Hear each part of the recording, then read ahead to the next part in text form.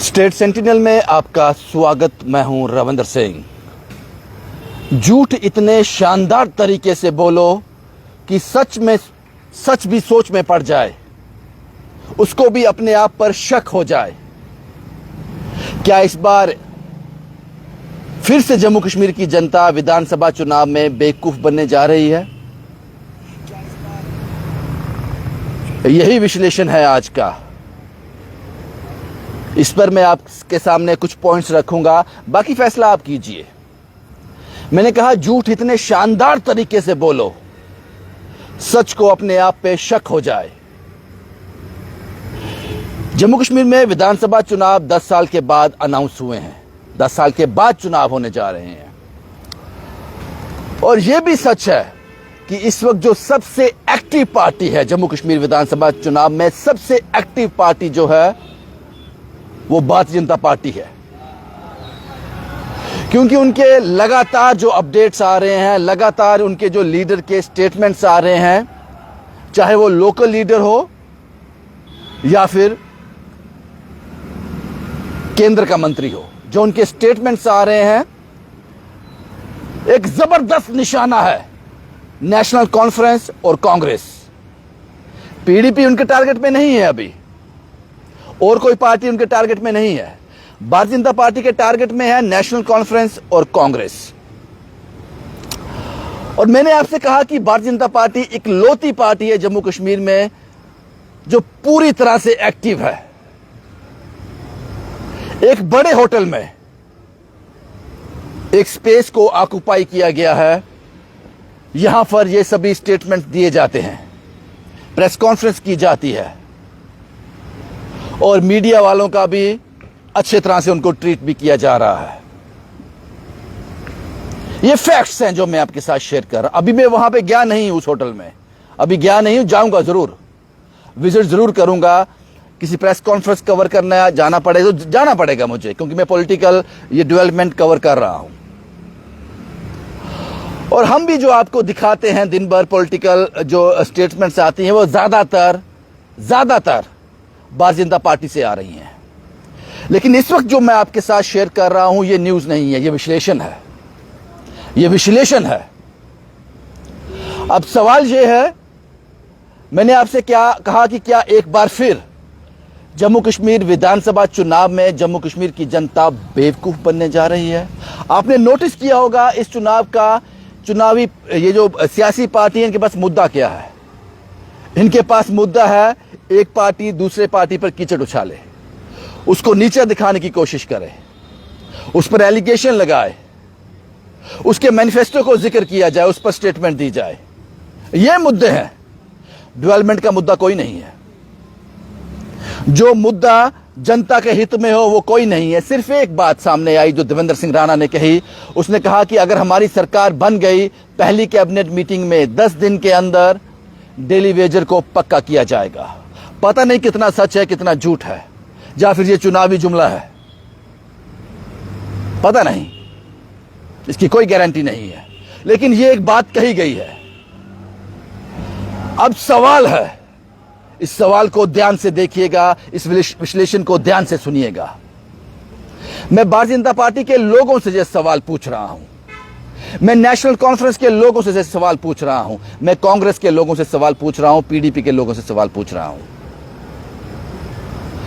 Bharatiya Janata party लगातार national conference और कांग्रेस को टारगेट पे रखे हुए है।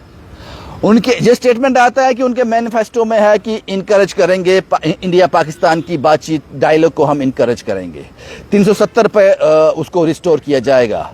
और उसी को बीजेपी टारगेट कर रही है और ये कह रही है कि ये पार्टियां जो हैं ये देश हित की नहीं है।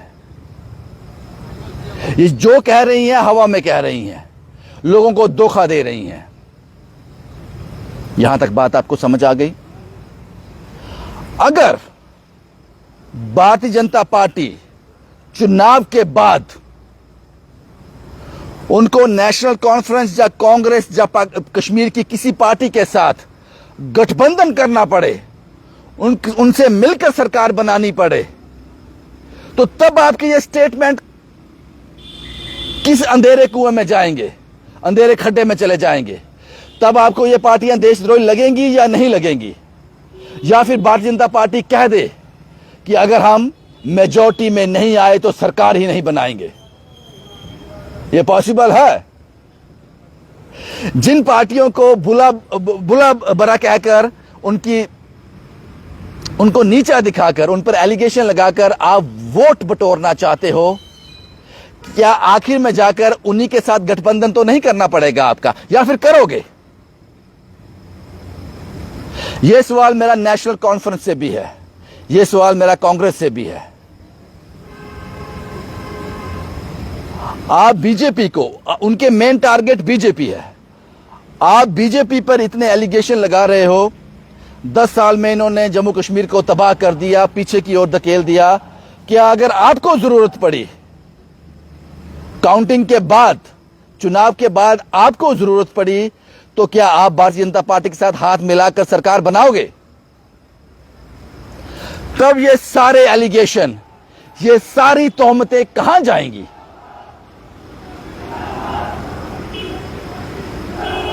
बड़ा सवाल है ये।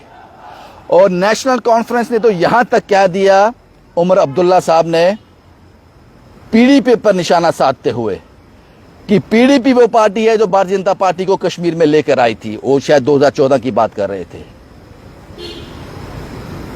और अब सवाल मेरा भारतीय जनता पार्टी से भी है।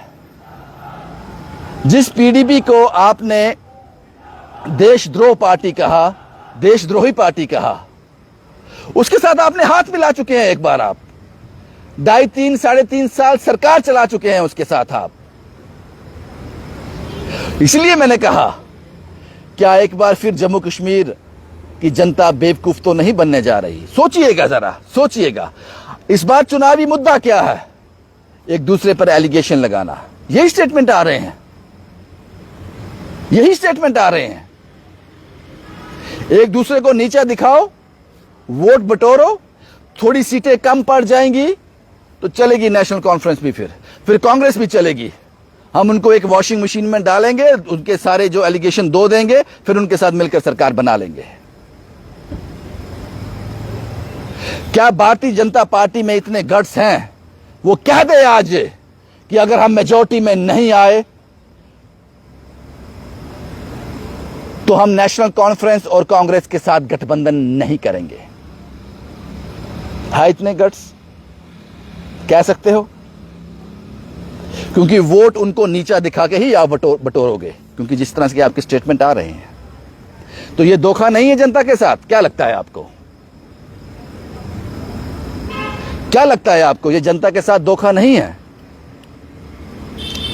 और ये भी साफ है, यहां तक हमारा एक रिसर्च है, शायद ये सही भी हो सकता है, गलत भी हो सकता है, कि नेशनल कॉन्फ्रेंस लीड करेगी। सबसे ज्यादा सीटें लेने वाली शायद नेशनल कॉन्फ्रेंस हो, शायद कांग्रेस भी सीटें लेगी, भारतीय जनता पार्टी भी सीटें लेगी। लेकिन मुझे नहीं लगता कि जम्मू कश्मीर विधानसभा चुनाव में कोई एक पार्टी सामने आएगी जो मेजॉरिटी के साथ सामने आएगी, जो अपनी सरकार अपने बलबूते पे बना सके। ऐसा नहीं लगता, ऐसा नहीं लगता। 90 सीटों पर चुनाव होने जा रहे हैं। आई थिंक 45, जिस पार्टी के पास 45 सीट्स रहेंगी वही सरकार बना सकती है। तो लगता है भारतीय जनता पार्टी 45 सीटें निकाल पाएगी? आपको लगता है एनसी 45 सीटें निकाल पाएगी? आपको लगता है कांग्रेस? आपको लगता है पीडीपी? मुझे नहीं लगता, मुझे नहीं लगता। तो फिर जब सरकार बनाने की बात आएगी, उस गठजोड़ की बात आएगी, तो ये सब बातें याद रखोगे जो अब आज स्टेटमेंट दे रहे हो? ये सब याद रहेगा? या सिर्फ ये जब ईवीएम मशीन में आपका वोट कास्ट हो जाएगा, वोट उसमें कैद हो जाएगा, उसके बाद सब भूल जाओगे? ऐसी रिपोर्ट करने के लिए गट्स चाहिए, हिम्मत चाहिए, सच चाहिए, जुबान चाहिए। अगर मैं गलत कह रहा हूं तो कमेंट बॉक्स में आप मुझे भला बुरा कह सकते हो, आप कह सकते हो कि कुछ भी।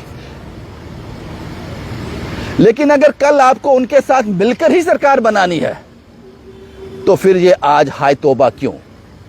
और अगर आप जिनके साथ, जिन पर आज एलिगेशन लगा रहे हो, उनको एलिगेशन लगाने के बाद आपको वोट मिलेंगे, उनको बड़ा बुरा कहकर आपको वोट मिलेंगे, उनको भला बुरा कहकर आपको वोट बटोरने हैं, उसके बाद सरकार उन्हीं के साथ मिलकर बनानी है, तो क्या आपको नहीं लगता कि ये जम्मू कश्मीर के लोगों के साथ धोखा है?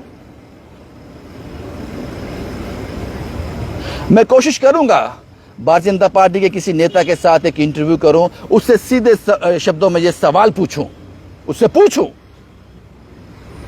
कि अगर भारतीय जनता पार्टी को जरूरत पड़ी एनसी और कांग्रेस की, क्या उससे गठजोड़ करेंगे, मिलीजुली सरकार बनाएंगे?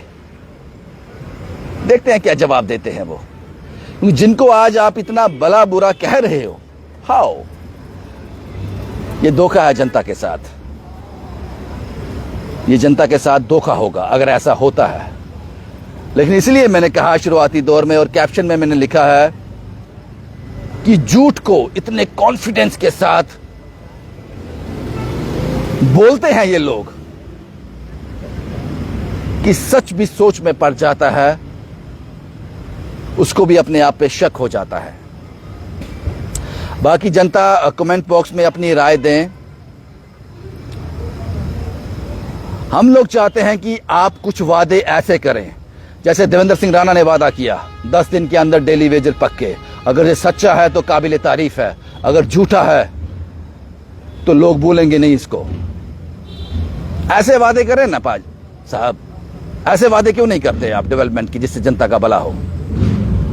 एक दूसरे के साथ गाली गलौज कर कर, उसको नीचा दिखाकर वोट इकट्ठे कर लेने, और जब काउंटिंग डे होगा उन्हीं लोगों को गले लगाकर उन्हीं लोगों के साथ मिलकर सरकार में बैठ जाना, मेरी नजर में ये फ्रॉड है। आप इसको राजनीति कह सकते हो, आप इसको राजनीति कह सकते हो। मेरी नजर में ये जनता के साथ धोखा है, गद्दारी है। बाकी आप बताएं कमेंट बॉक्स में। ये मेरा विश्लेषण था जो हर शाम को रहेगा। जो भी पॉलिटिकल डेवलपमेंट्स पूरे दिन भर में हम देखेंगे वो हम आपके साथ शाम को साझा करेंगे। शुभम कुमार के साथ Ravindra Singh, the state sentinel के लिए।